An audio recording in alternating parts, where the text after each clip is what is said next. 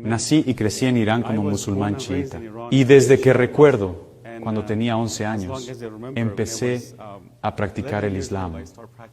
Porque en Irán todo es islámico, el periódico es islámico, los medios son islámicos, las escuelas son islámicas, la sociedad es islámica. Todo lo que puedes ver y escuchar es islámico.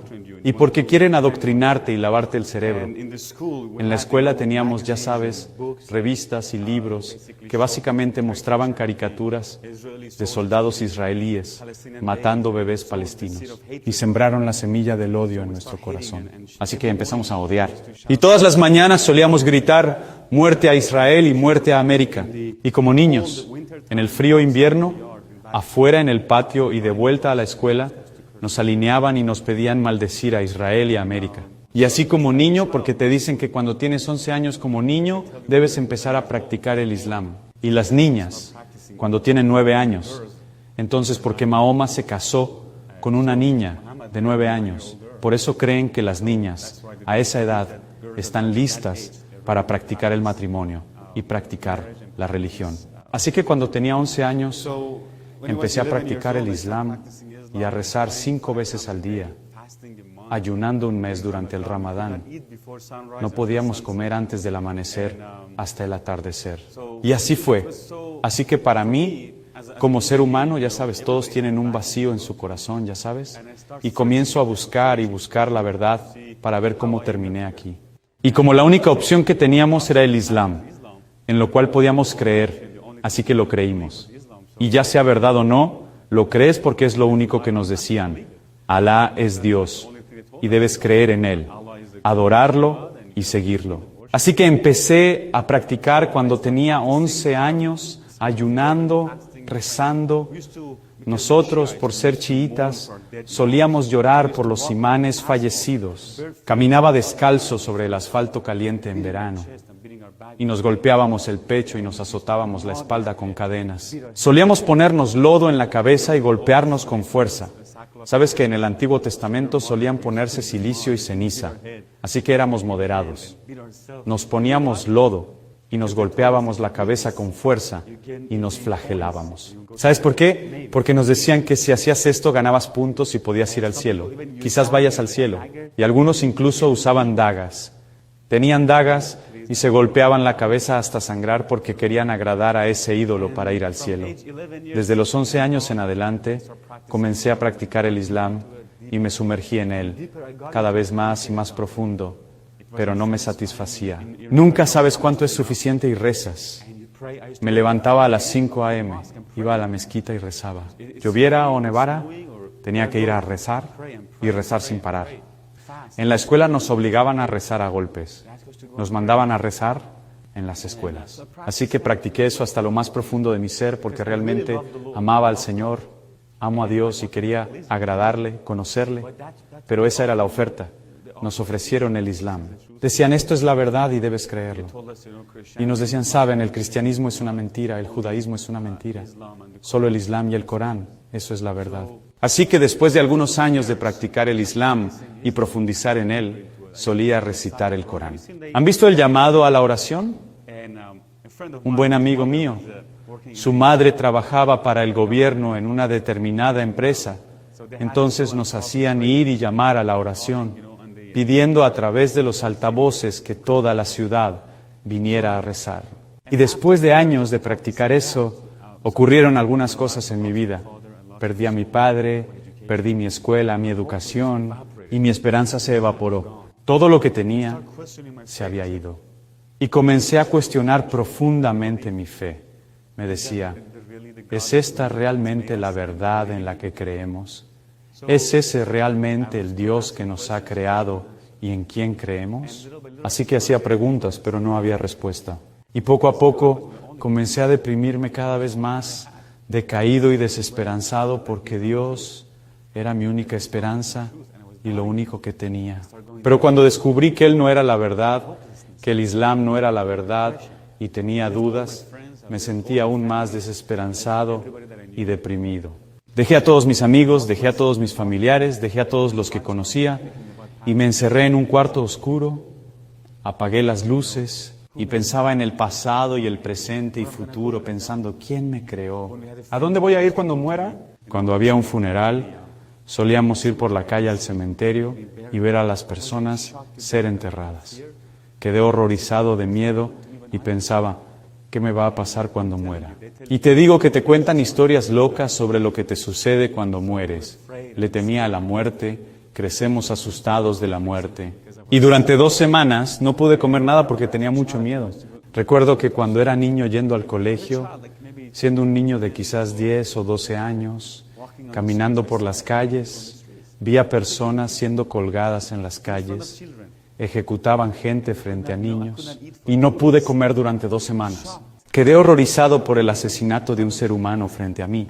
Y luego otro día, ves que tienen a alguien en la cama boca arriba y le están azotando la espalda porque quizás bebió alcohol o algo. Y según el Islam, el castigo es ser azotado. Así que lo llevan a las calles para ser, básicamente, ¿cómo les llaman? Para ser un ejemplo para otros de que si haces lo mismo, eso es lo que te va a pasar. Entonces comienzan a golpear a la gente y a perseguirla y simplemente es una locura. Por ejemplo, hay una policía en Irán, los llaman Guardia Revolucionaria, o Sepah, o Basish. Son un grupo paramilitar. Y cuando llegan a las calles, si te ven con una camisa o una playera, o tienes una imagen en ella o algo así, pueden arrancarte la camisa que llevas puesta. Entonces, ¿valoras la libertad que tienes aquí? Aquí nadie puede decirte, oye, ¿qué camisa tienes? ¿Qué color debes usar? ¿Qué no puedes comer? ¿O qué no puedes beber? Durante el Ramadán, cuando ayunan, si un restaurante está abierto, clausuran todo el restaurante. Arrestan al dueño y lo golpean con látigos, solo porque está haciendo negocios. En Ramadán, si comes algo, si bebes algo y te ven en las calles, te arrestan y te golpean. Así que valora la libertad que tienes aquí. Amén.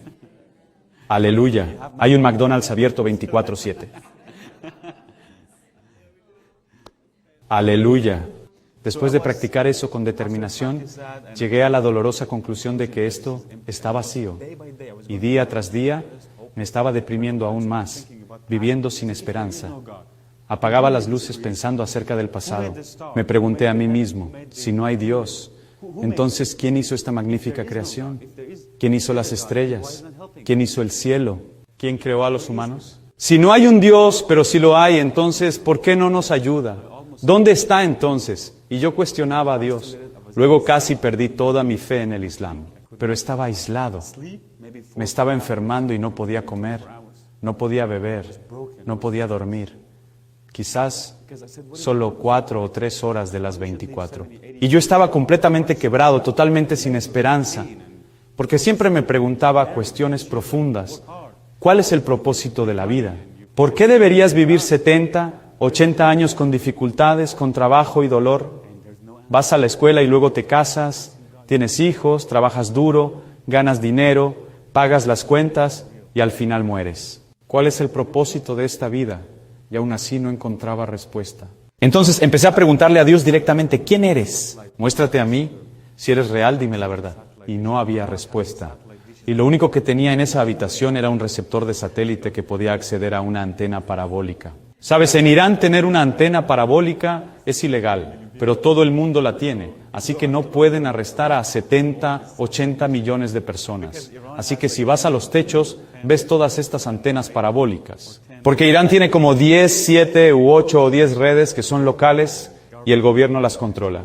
Y es pura propaganda, mentiras y todo Islam. Y transmiten el Corán y demás. Es un dolor de cabeza y aburrido. Entonces la gente se conecta al satélite porque allí pueden ver películas y bailar, etc. Así ven todas estas cosas de Hollywood y piensan que en América la gente baila y canta 24/7. Nadie trabaja. Si vas a Irán, puedes encontrar personas con estilos que tienen en Hollywood, pero pueden ser arrestados por eso. Entonces, ¿qué pasó después? Un día simplemente estaba cambiando de canal y me topé con un canal de televisión que era TVN. Un hombre hablaba de Jesús, decía que Jesús es el Señor, que murió por ti, que resucitó, que es el Hijo de Dios. Y como musulmán nos decían que Jesús solo era un profeta, que no es el Hijo de Dios, no murió por nosotros. Fue solo un profeta que vino, era una buena persona, hizo cosas buenas y luego se fue y vino el siguiente.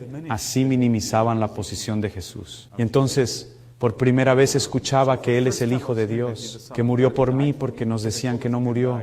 Nos contaron la historia de que cuando vinieron a arrestar a Jesús, no lo pudieron encontrar. Entonces Dios hizo que otro Judas, el Iscariote, se ha confundido con Jesús y a Él lo arrestaron y crucificaron. Eso fue lo que pasó. Yo no conocía la historia. Quiero decir, no tenía una Biblia para saber la verdad. Así que lo creímos. Y entonces, por primera vez, escuchaba que Él murió por mí, que resucitó, que es el Señor, que es el Hijo de Dios. Entonces, ¿qué sucedió? Lo rechacé. Dije, no, eso es puro cuento, así que dije, eso es otra religión. Nuevamente apagué la televisión, pero todavía me sentía sin esperanza. Estaba roto y no había esperanza, no había razón para vivir. Entonces comenzaron a llegar pensamientos de suicidio. Podía sentir oscuridad a mi alrededor, podía sentir una densa oscuridad a mi alrededor. Podía sentir algo diciéndome que me matara, y ese odio y esa oscuridad en mi corazón. Y así, me estaba enfermando poco a poco, así que fui al médico. Comencé a perder mi cabello, y cuando fui al médico dijeron, es porque piensas demasiado, estás estresado, por eso estás perdiendo el cabello y estás estresado. Y entonces mi piel comenzó a dañarse, mi cabello continuaba cayéndose, y así fue que continuaba volviendo a casa decepcionado. Y los pensamientos de suicidio se hicieron más profundos y fuertes, y estaba pensando en matarme. Y un día, nuevamente, por desesperación, simplemente estaba viendo este programa de televisión. Y de nuevo, vi a este hombre hablando sobre Jesús, diciendo, si le entregas tu corazón, Él cambiará tu vida, Él te ama, murió por ti, resucitó de entre los muertos, Él es el Señor. Y ese día, simplemente abrí mi corazón y dije, Jesús, no te conozco, me han dicho que solo fuiste un profeta, pero si eres el Hijo de Dios, si realmente moriste por mí y resucitaste, hoy abro mi corazón, te pido que entres en mi corazón, sé mi Señor, sé mi Salvador, perdona mis pecados. Y estaba repitiendo esta oración, y de repente empecé a llorar y a sollozar, y el calor pasó por mi mano, calor, atravesó todo mi cuerpo, estaba temblando y estremeciéndome, y una paz y alegría tan grandes estaban en mi corazón. Es como si me quitaron un gran peso de encima. Sentía que podía volar. Estaba tan alegre. Y luego comencé a hablar en lenguas. Nunca supe nada sobre lenguas. Nunca estuve en una iglesia. Nunca me enseñaron sobre lenguas. Y estas palabras salían de mí. Era como si alguien hirviera dentro de mí, justo como en el día de Pentecostés. Y el fuego estaba sobre mí. Estaba listo para salir y gritar. Oigan, Jesús es el Señor. Quería hacerlo. Fui rápido a la casa de mi mamá, porque ella había estado enferma durante años y sabía mi situación. Estaba deprimido y sin esperanza, pero al momento en que abrió la puerta, ella, al verme, preguntó, ¿qué te pasó? Tienes el rostro iluminado. Ella pudo ver la gloria de Dios.